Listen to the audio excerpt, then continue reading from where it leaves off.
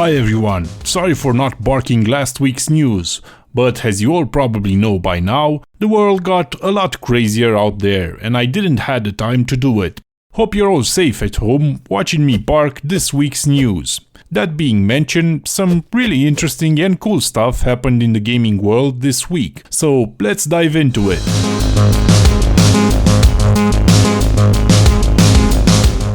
Fans were screaming for Half-Life 3 for about a decade now. This week, Valve Software came out with what could be said is a half measure to quench the thirst of their highly anticipated AAA title.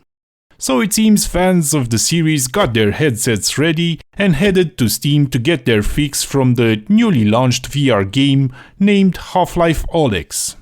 After a player's visual field is completely integrated in the combined controlled world, he will find himself in the skin of Alyx Vance, humanity's hero that fights the vicious alien race earlier mentioned, in a timeline set between the events of the first Half-Life and Half-Life 2. From the looks of it, Half-Life Alyx did pretty good, Metacritic showing a good score from both critics and users, although we will remind Valve that the fans are still waiting for a certain AAA title. Half-Life 3 ships for our multiplayer games to get a feature like HDR. After Orange Box, we have to get Episode 3 out. We know how the trilogy ends, and there are a bunch of loose ends and narrative arcs that need to come to a conclusion in Episode 3. The main thing that we're working on right now after we get the Orange Box out the door is going to be Episode 3. Our plan for Half-Life is to get through these 3 episodes. So are you getting a lot of death threats over the non-reveal of Half-Life 3 yet? I think everybody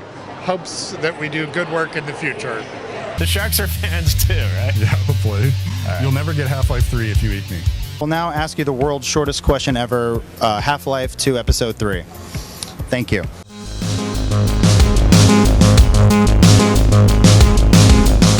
Since you probably got bored of post-apocalyptic Minecraft in Fallout 4 and you aren't going to get into the mess that Fallout 76 is,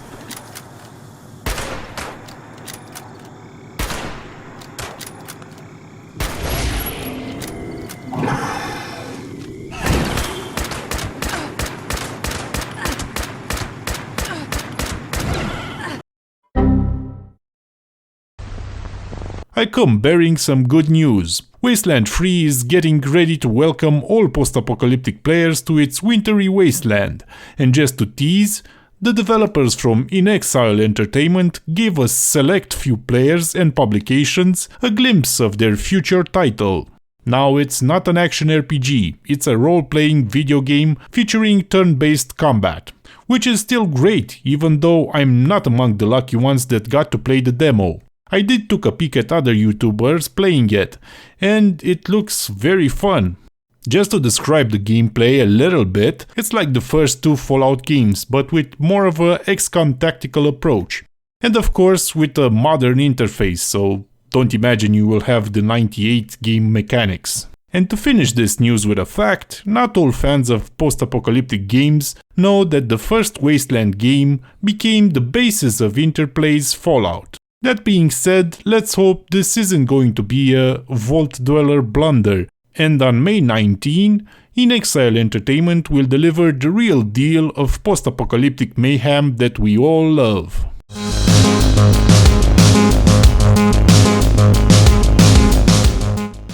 Did I mention the XCOM? Well, it looks like turn-based strategy games really are coming out this spring.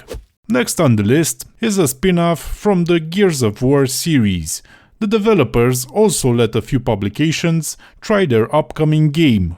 It looks like before the 6th installment of the famous AAA FPS series, fans will have the occasion to unleash the gory action in a XCOM strategy fashion. First look at the gameplay reveals the best of both worlds so far. A final conclusion awaits the game after it launches on April 28.